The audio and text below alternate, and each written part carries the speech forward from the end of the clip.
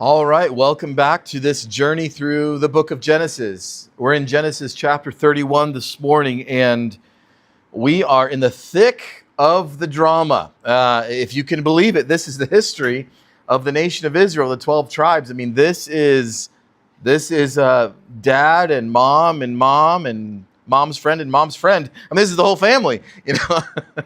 And so here we have the story continuing in Genesis 31. This is the art depicted of Jacob is defending himself and Laban is accusing him, and you see the family in the background there. We're going to get into all of this drama as this drama unfolds and continues to unfold. Let me give you the chapter overview of what we're going to see today. Jacob, remember, let's pause for a moment before I read this. Remember, Jacob is in Haran. Jacob worked 7 years for Rachel, didn't get her. Surprise, in the morning, it's Leah. So he says, I'll work 7 more for Rachel. Laban pulls the first one over on Jacob.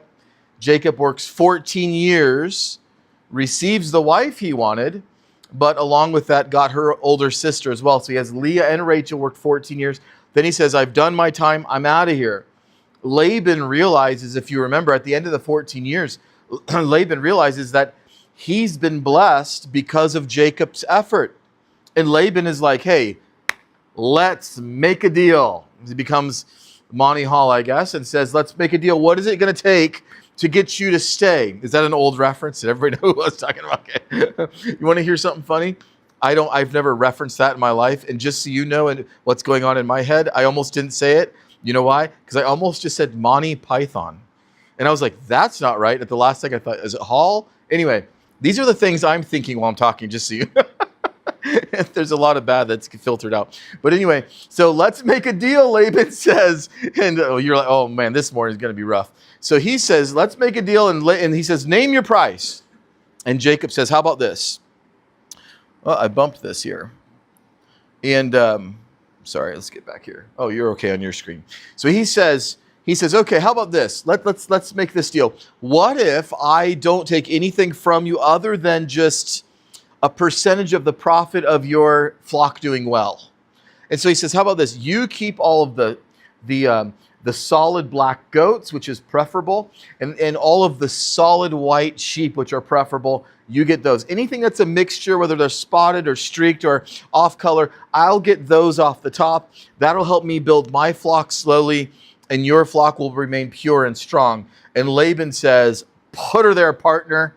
And Laban says, a deal I can't refuse. And so Jacob then serves 6 more years under those conditions. A very interesting thing happened in those 6 years. Jacob, as far as I can tell, this is my position, I think Jacob did the best he could to grow the whole flock strong. I think he put vitamins in the water in the watering trough. I think he promoted healthy growth. He actually took the ones that were not as strong and he put them aside and didn't let them drink of this healthy water, but encouraged a sort of a strong line from the flock to keep on breeding, and that way you're selectively breeding, have a stronger flock. But what happened in the background of this thing is that God blessed Jacob. Jacob didn't have a control over what color the thing was going to be, but this is sort of a good life application here.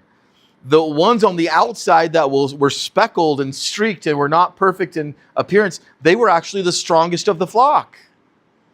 And so actually the weaker ones of the flock, Laban started to keep, and it was backwards from what it should have been.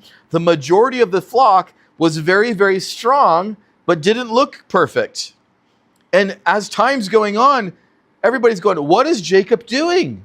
Laban's flock is getting smaller and weaker, and Jacob is getting stronger, and it's backwards from what it should be. So Laban comes and says, Laban says to Jacob, I forgot to carry the one.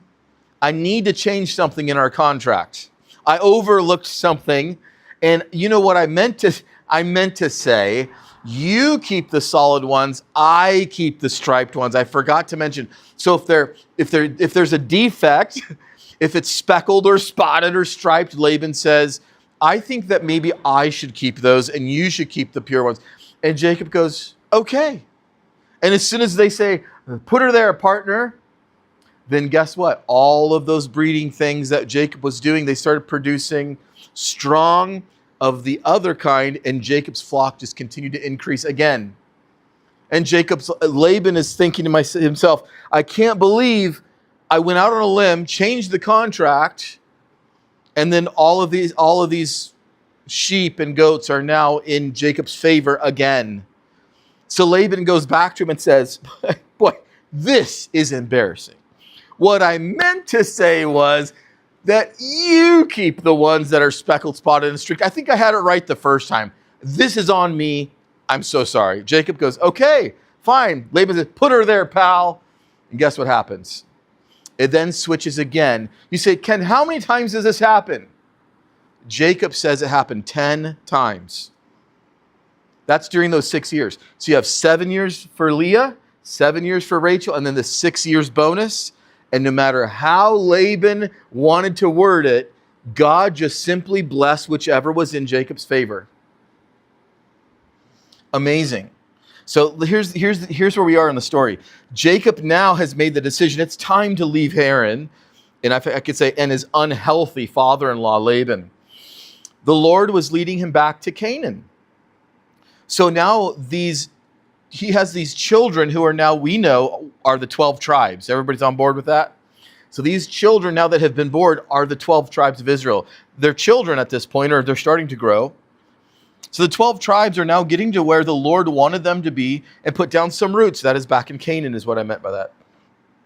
So Jacob then informs his wives, Leah and Rachel, that Laban has used some deceptive practices with him in their business arrangement. Jacob leaves without saying goodbye to Laban, which leads Laban to chase him down. And let's just say that Laban isn't too happy. So let the drama now continue. Let's dive in. Here's going to be our outline for today, just a 3-part outline. This is a long chapter, but we'll read through them.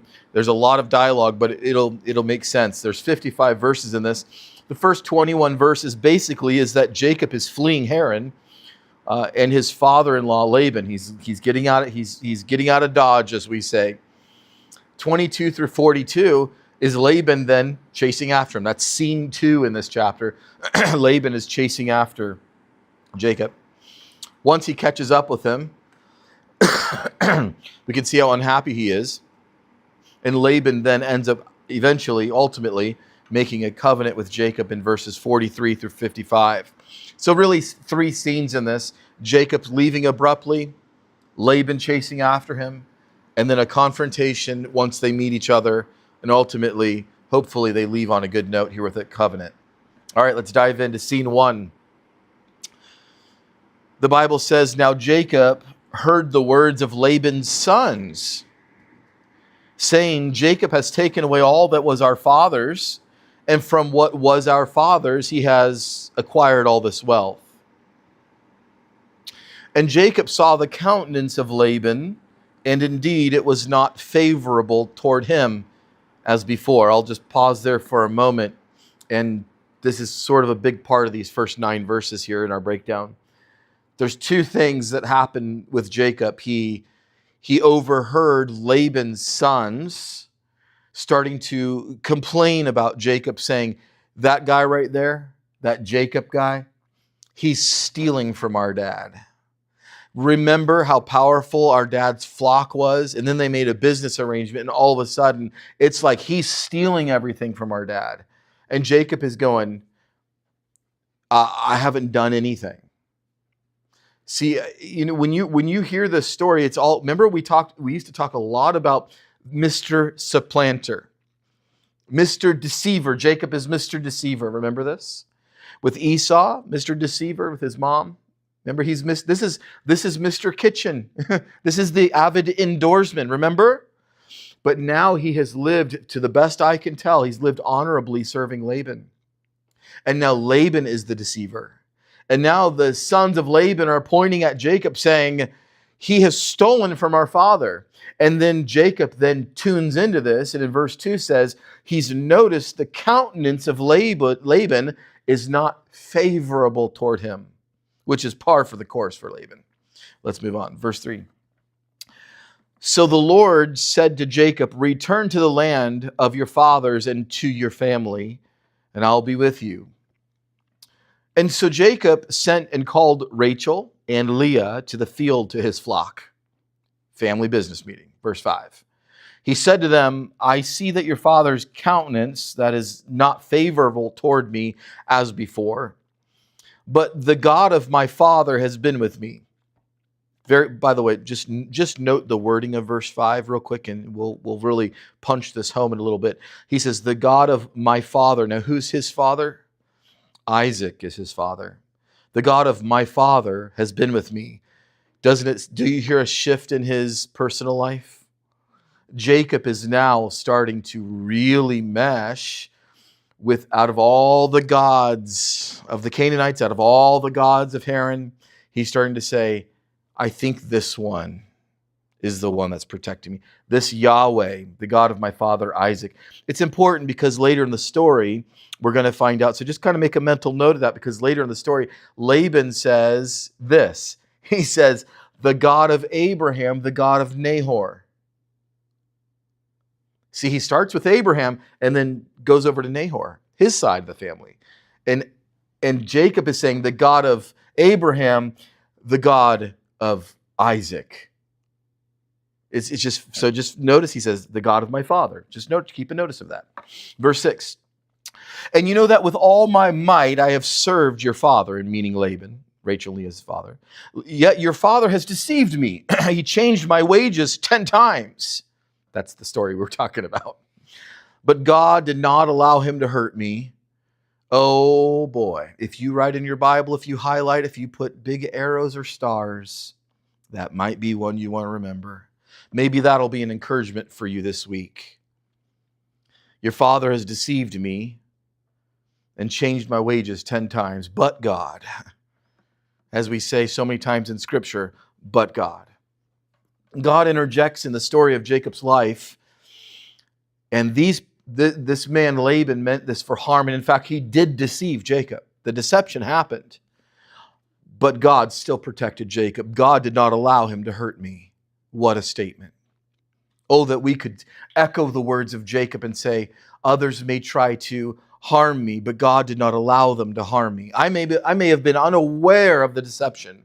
Jacob was unaware of the deception when it happened, but God did not allow Laban to hurt me. What an encouraging verse. If he said thus, so he's giving a scenario of these 10 wage changes. If he said thus, the speckled shall be your wages, then all the flocks bore speckled. Jacob's like, I don't know. And if he said thus, the streaked shall be your wages, well then guess what happened? Then all the flocks bore streaked.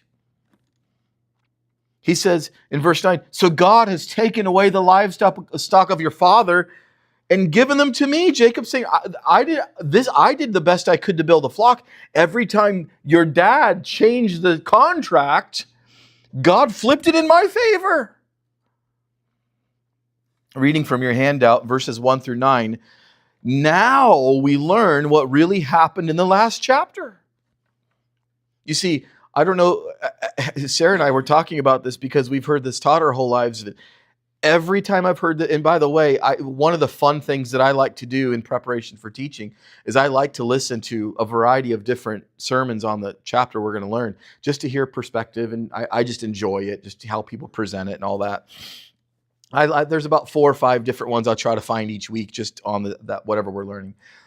I think it was 5 out of 5 last Sunday. Everybody said Jacob was being deceptive by adding a pattern in the sticks, and that when they saw the pattern, they would then give birth according to that pattern. That's not what it says. That's why I went so slowly through that last week, because it's just like, how are people reading that? And here is another way that we're interpreting that. Jacob tells you what happened. He says, I was just trying to get a strong flock. It was God who caused what color was born in my favor. So anyway, so we learn in your handout, we learn of what really happened in the last chapter. Jacob did his best to create a strong, that's flock, sorry for that misspelling, flock for Laban. Yet the Lord blessed him by causing the strongest of the flock to be his. That's what happened in verses 1 through 9. Let's move on, 10 through 13. So Jacob is still speaking. And it happened at the time when the flocks conceived that I lifted up my eyes and I saw in a dream. And behold, the rams which leaped upon the flocks were streaked, speckled, and gray spotted. Then the angel of God spoke to me in a dream, saying, Jacob. I said, here I am. He said, lift up your eyes now and see all the rams which leap on the flocks are streaked, speckled, and gray spotted, for I have seen all that Laban is doing to you. Let's pause for a moment. So what he's saying is, when all of these things were happening, and I noticed that the flock was heavily in my favor, and it's just like no matter what Laban did, God just continued to bless and continued to bless. He said about that time when all these flocks are shifting and this massive transfer of wealth in my favor, I had this dream. And what God showed me was that there was this mighty ram, and the ram looked like a defect. And so you have the preferable, stronger ram, but the preferable, stronger ram looked like one of the defects that people would reject.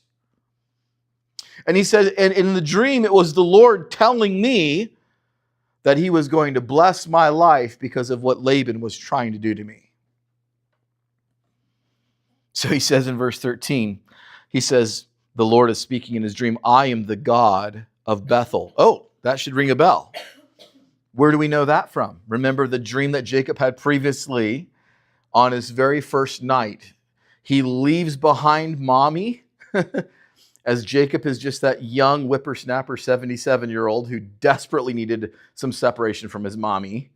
His very first night on his own, remember, he comes to a place probably about 25, 30 miles away, and he lays his head down, and he has the dream of Jacob's ladder. Remember, he says, surely the presence of the Lord is in this place, and I knew it not. And then he says, this is the house of the Lord. Bet. Remember our second Hebrew letter, bet, is the house. El, it means God. Bet-el, Bethel, the house of God. And so he says, I'm the God of Bethel. Remember me? I'm the same God. I'm the God of Bethel, where you anointed the pillar and where you made a vow to me. Now arise and get out of this land and return to the land of your family. So he's telling this story to Rachel and Leah. And he's saying, guys, listen to me. Here's what's going on. Your dad's gone crazy. Your dad has done everything to deceive me. He's changed my wages 10 times. He's not on our side here. But this is what I do know, that every time that your father changed the contract, I do know that the God of my father interceded and gave us all the strong of his flock. I didn't do that. God did that. And the same God who told me that also appeared to me once before, and probably tells them about the dream if he hadn't before of Bethel. And he says, and by the way, he told us we have to get out of here. We have to get out of here, and we got to get out of here like yesterday, got to get out of here. I'm supposed to go back to where my family's from. Reading from your handout, 10 through 13, the Lord showed Jacob that it was him, meaning the Lord, who was causing whichever part of the flock Laban gave him to prosper. 14 through 21. Then Rachel and Leah answered and said to him, is there any portion of or inheritance for us in our father's house? In other words, if we just leave right now, are we forfeiting anything? Are we not considered strangers by him? For he has sold us and has completely consumed our money. For all these riches which God has taken from our father are really ours and our children's. Now then, whatever God has said to you, do it. So Rachel and Leah have a little family meeting here, and they come to the consensus that Laban's mistreated them too, and they think through the story, and they're like, you know what? He already sold us. What do they mean by that? Well, he put a price on their head and said, I'll tell you what, you work for 7 years, I'll give you your wife. Then he does the old switcheroo, bada bing, bada boom, rabbit out of the hat. Ha, wrong wife. Then he sells the other one for another 7 years. They're like, in other words, he's been using us as pawns this whole time. So they look over at the mighty flock that God blessed Jacob with, and they said, we're taking our inheritance with us anyways. That's what's rightfully ours. This guy's manipulated us the whole time. So they're like, hey, we're on board with this plan. Then Jacob rose and set his sons and his wives on camels. He carried away all his livestock and all his possessions, which he had gained in his acquired livestock, which he gained from Paddan Aram, that is Haran, to go to his father Isaac in the land of Canaan. Now Laban had gone to shear his sheep, and Rachel had stolen the household idols that were his father's. Verse 20, Jacob stole away unknown to Laban, the Syrian, in that he did not tell him that he intended to flee. So he fled, and with all that he had, he arose, crossed the river, headed towards the mountains of Gilead. When it says in verse number 20 that Jacob stole away, it means that he left without announcing this. Reading from your handout, Leah and Rachel were convinced that their father did not have their best interest at heart. Rachel had some interest in her dad's gods. We'll read about that in a moment. And by the way, let me show you this real quickly here. I think this is very interesting. Go with me, if you would, to Genesis 35, 2 and 4. So this is getting into the future here a little bit. Rachel apparently had some affinity for her father's gods, her father's idols, some carved images. And she took them in their journey before she left. And so the Bible tells us in another chapter, 35, 2 through 4, it says, and Jacob said to his household, so now he's speaking to his household in 4 chapters. Jacob said to his household and to all who were with him, put away the foreign gods that are among you, purify yourselves and change your garments. Look at verse 4. So they gave Jacob all the foreign gods which were in their hands, and earrings which were in their ears, and Jacob hid them under the terebinth tree which was by Shechem. So here we have that this is still a problem in chapter 35. So just a little preview of what's coming. We're on to scene 2 now. Laban is going to get word that they've left. Remember also, if you remember in the last chapter, Laban requested a 3 days separation. You remember that? Laban said, why don't we get separated by 3 days? That way Jacob can't mess with my flock. So he wanted a 3 day separation from Jacob. Well, Jacob's using that to his advantage now, and he has a 3 days head start to get out of town. Verse 22, scene 2. Laban chases after Jacob. Laban was told on the 3rd day that Jacob had fled. Why was it the 3rd day? Because that's how long it took the messengers to get to him. Then he took his brethren with him and pursued him for 7 days. So he has a 3 days head start, but Laban is more mobile here. He doesn't have the flocks remember, Jacob's trying to take all his flocks with him. So Laban has an opportunity to catch up. He travels for 7 days' journey, and he overtook him in the mountains of Gilead. But God, seems like a pretty significant phrase in this chapter. How do your plans look? Are your plans okay? Do your plans ever make you nervous? I know my plans make me nervous. There's things that Sarah and I are planning for that we hold each other's hand every morning and pray. And there's things that we're planning for that really I don't have any idea how it's going to work.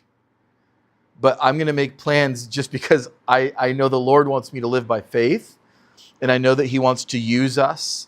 And I'm excited to see how God will meet needs and how he'll do these different things. So we have these plans for life, and really maybe life can throw a wrench in our plans.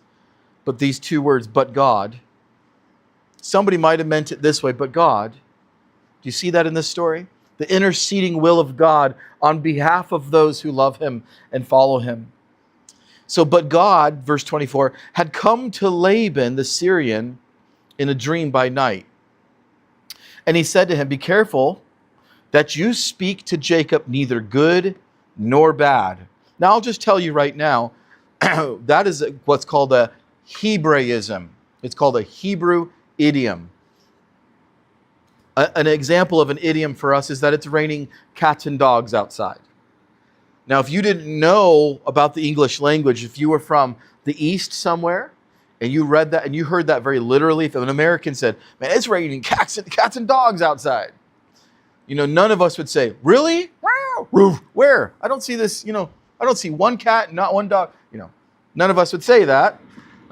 It's a funny imagery, right? But somebody from the East that may not understand an idiom from an American, an English idiom specifically from America, may not understand that idiom. This is a Hebrew idiom. And I'll explain to you what it means, and then I'll show you how I know that.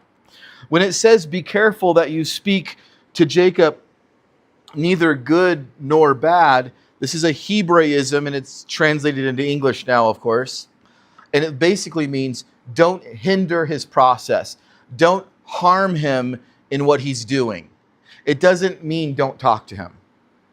The literal way to take this, we would say a wooden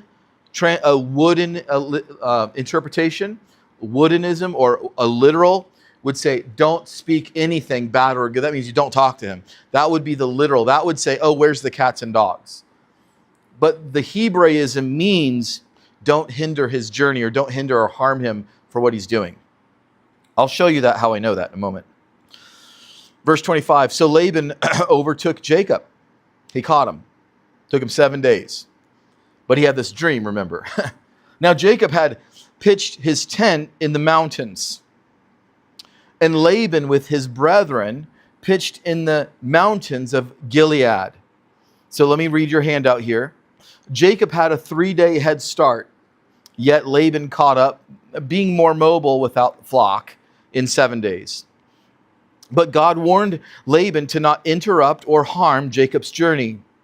This Hebraism that I just explained, do not say good nor bad, it's also used in 24:10. So let me go ahead and turn there. Turn, if you would, to Genesis 24:10. Let me show you another example of this same idiom, 24:10. 24:50. Thank you. 24:50. Here it's used again. Then Laban and Bethuel answered and said, the thing comes from the Lord. We cannot speak to you either bad or good. And we're going to see this being defined by Laban himself even later in this chapter we're looking at in chapter 31. Let's read on. Verse 26. So Laban said to Jacob, what have you done? You've stolen away unknown to me. In other words, you left unannounced. You carried away my daughters like captives taken with a sword. Okay, Laban, calm down there. That's their wives, right? You can see the drama is building. You stole my daughters like a pirate would steal, things with a sword. Okay, Laban. Why did you flee away secretly? And you stole away from me, and you not tell me. I might have sent you away with joy and songs and with timbrels and harps. Oh, Jacob, you missed it, pal. I would have celebrated you. It would have been so glorious, the biggest celebration. But you missed it, man. You ruined it. I can't celebrate you.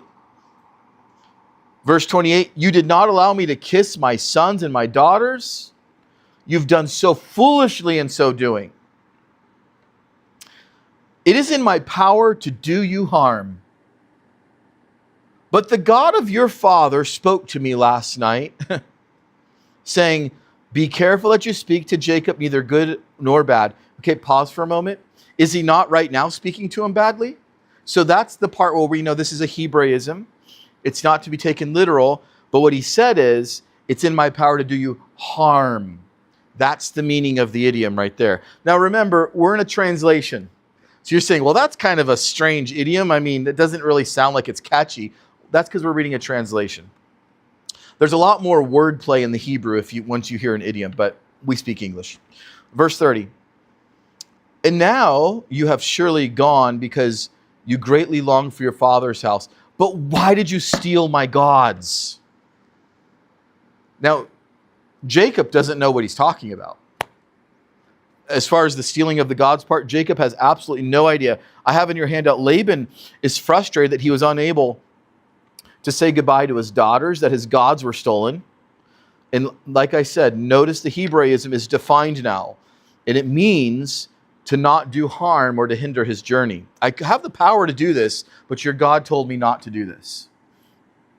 Notice can I just also make this point? It's not Laban's God. He doesn't own him. Yahweh is not Laban's God. Yahweh is the God of Jacob's father. It's powerful. Verses 31 through 35. Jacob had answered and said to Laban, well, you want to know? You want to know why, pal? Here's why. Because I was afraid. For I said, perhaps you would take your daughters from me by force. With whomever you find your gods, do not let him live. Oh, let's pause in verse 31 for a moment. Didn't Jacob have reason to think this? Let me ask it this way. Does Jacob have reason to not trust Laban? Absolutely. Laban's deceived him from the very beginning. And then he makes this announcement. Verse 32 is saying, I don't know what you're talking about as far as the stealing gods thing. I'll just say this. With whomever you find your gods, who is it? Rachel. Jacob doesn't know that. With whomever you find your gods, do not let him live. He has no idea. In the presence of our brethren, identify what I have of yours and take it with you. Moses writes you a note. Here's Moses' note to you, the reader. For Jacob did not know that Rachel had stolen them. And the plot thickens. Dun, dun, dun. And Laban went into Jacob's tent, into Leah's tent, into the two maids' tents, but he did not find them. He went out of Leah's tent, entered into Rachel's tent. Oh, could it be there? She's the one that took it. Verse 34, now Rachel had taken the household idols, but she put them into the camel's saddle, and she sat on them.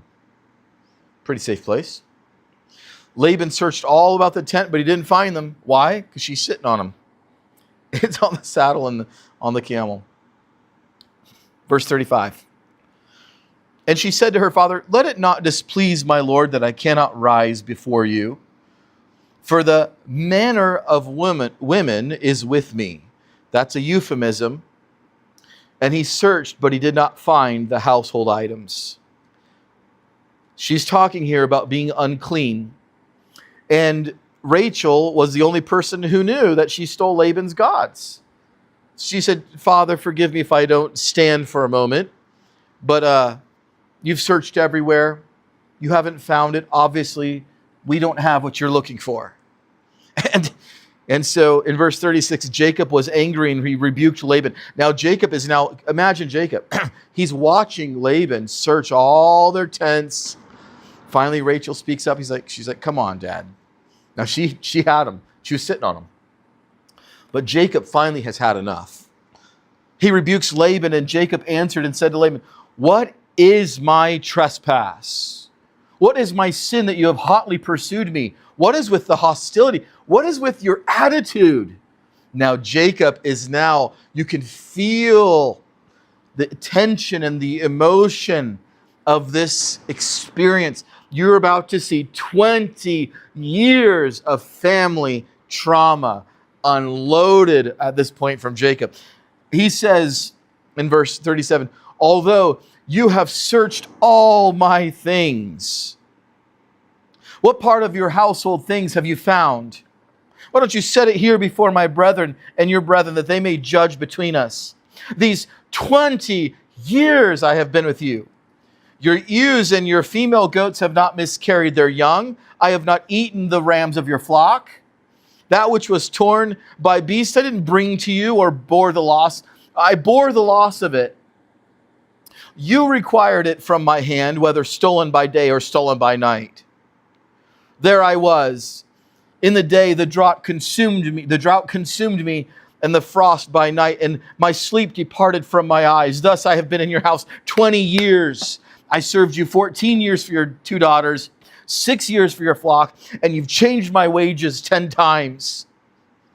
Oh my heavens. Jacob is like, I have had it.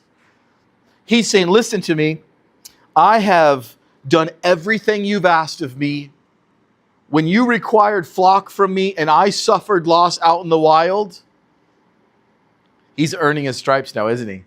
Just like Esau, but now Jacob's learning all these. When I had a beast come by and tear one of the flocks up, I didn't go and cry to you. I bore the loss of it. I replaced it from my own, so you didn't suffer loss. I did that.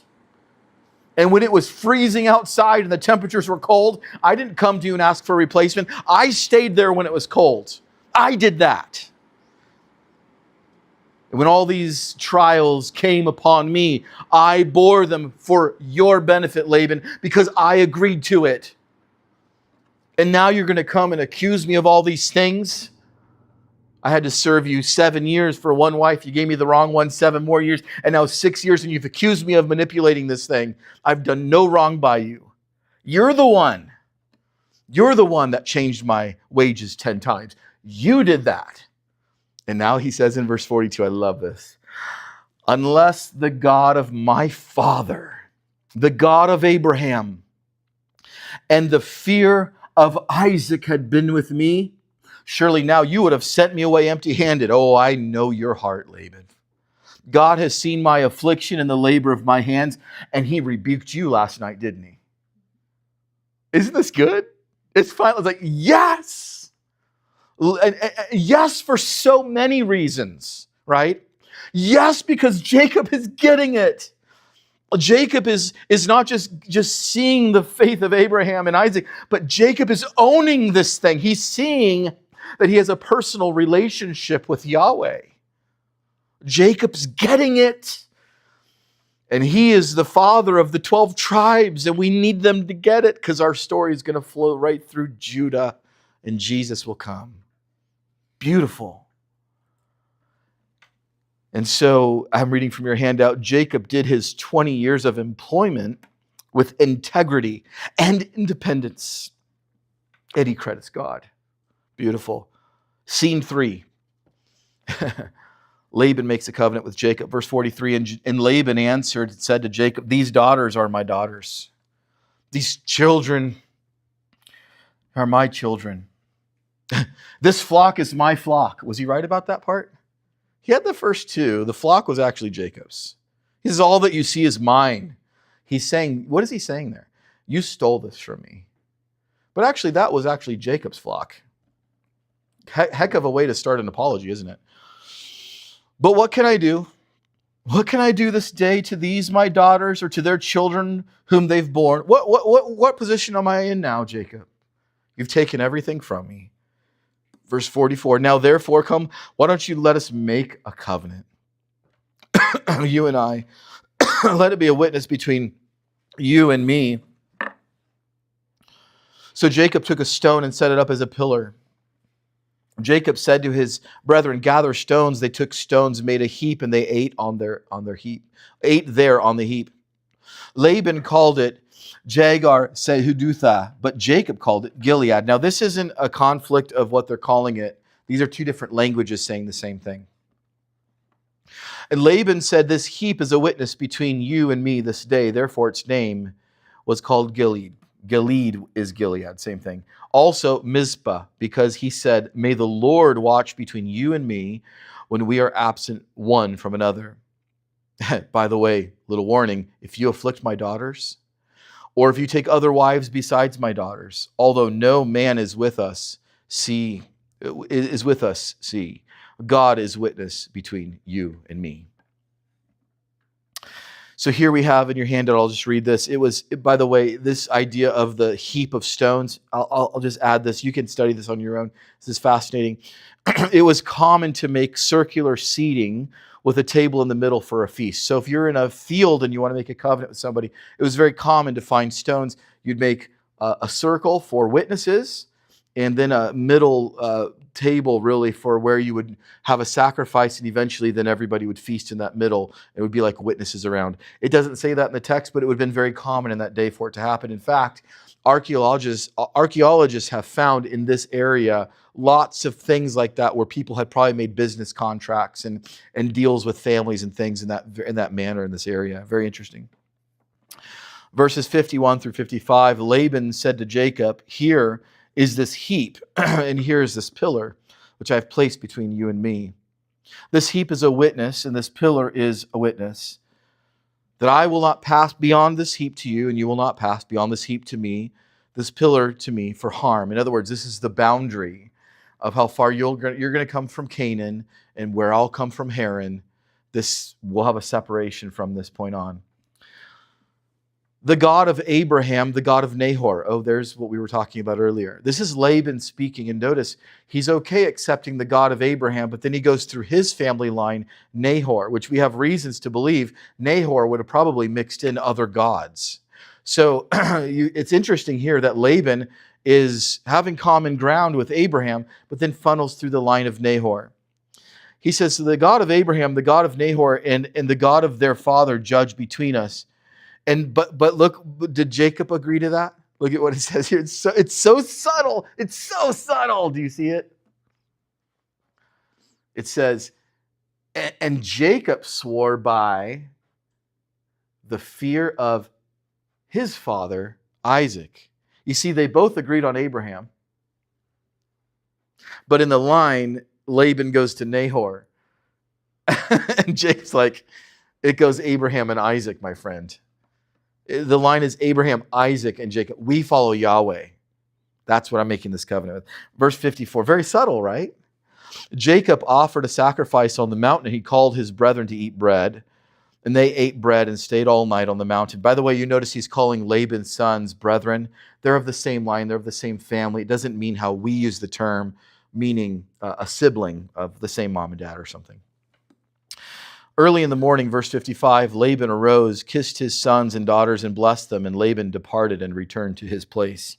I'm going to read to you from Jameson here, from Jameson Fawcett Brown. He says, Laban spoke of the God of Abraham and Nahor, their common ancestors. But Jacob, knowing that idolatry had crept in among that branch of the family, swore by the fear of his father Isaac. They who have one God should have one heart. I love that phrase. They who have one God should have one heart. They who are agreed in religion should endeavor to agree in everything else. Such a great comment. Here's a life application. Boy, there's a lot we could pick from this chapter, isn't there? Oh, the drama. A lot of things going on here. Here's a few things that stuck out to me this week. And I use the word my. Sometimes I say we or us. This is just for me this week. I wanted to say me because I wanted to make it for me.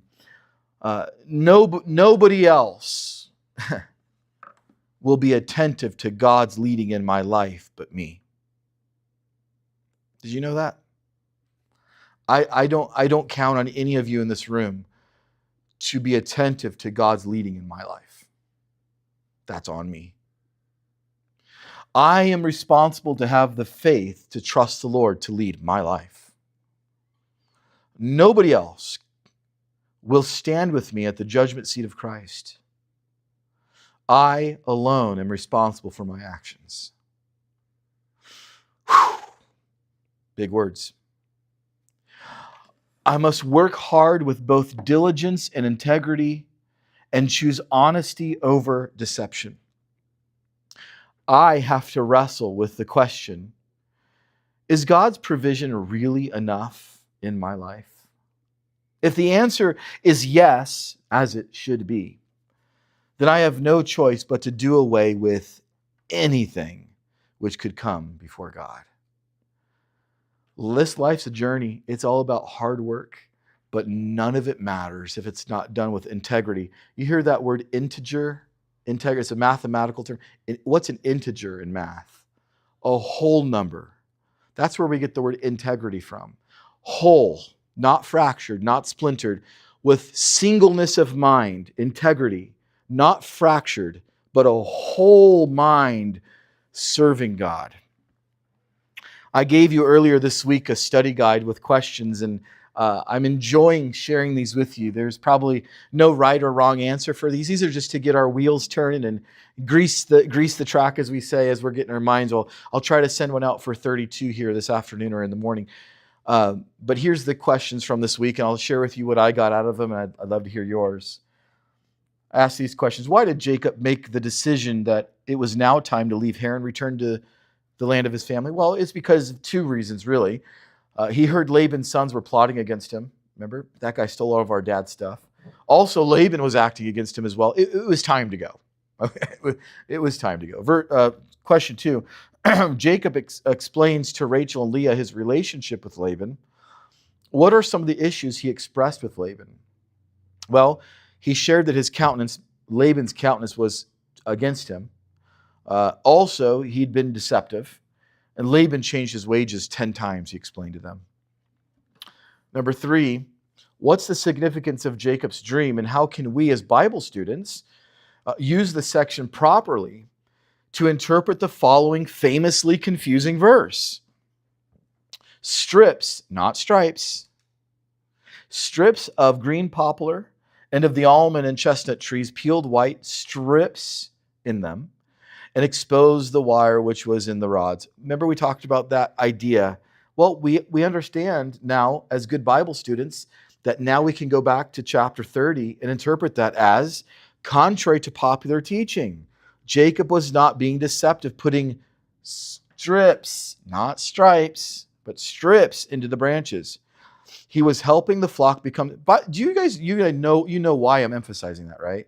Because most people read that as stripes, because they said when the flock see the stripes, they bear streaked and spotted. That word is strips, not stripes. And so he's making a clean he's stripping off the bark. He's not creating a pattern.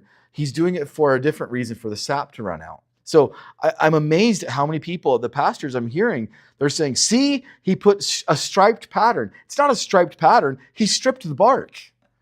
And that's why I'm emphasizing that, just so we're all on the same page. He was helping the flock become stronger through the nutrients, as I outlined last time. It was God who was causing the strongest of the flock to become Jacob's. We read that today. So I'm very comfortable in my position on that. Number 4, in your opinion, did Laban have a reason to be as angry as he was with Jacob? Also, what was Rachel's secret in this section, verses 22 through 42? Here's the bottom line that I got from this. I wonder if you would agree. Laban's very controlling. I would be interested. I wish we had time to talk about this with everybody. But Laban was very controlling. I think as I'm reading it, it's my takeaway that he was pretty upset his plan to get a huge flock didn't work. He thought at the beginning of that 15th year, man, he got the best deal of all time. Jacob took the worst of the deal, but God ended up blessing Jacob. Laban didn't count on that part. I think he was upset. Jacob dared to not be controlled any longer. When you're dealing with a narcissistic type person and you break ties with them, see, somebody who's a narcissist who believes that they're the most important thing in the whole world, they will either use you, and when they can no longer use you, they will destroy you. These are the only 2 modes that people who think too highly of themselves know. Use you, and when you put your foot down and say, I won't be used anymore, they say, okay, next mode, I will now destroy you. That's the only modes these people know. What was Rachel's secret? Well, Rachel stole her father's gods was her big secret in this section. Okay, lastly, taking turns in each person's shoes. This is a really good exercise for us to think through the chapter. Taking turns in each person's shoes from their perspective. How would you feel about this covenant that was made at the end here? We're all shaking hands. We're saying, okay, let's not harm each other. I'll go my way, you go yours. Don't go past this mark.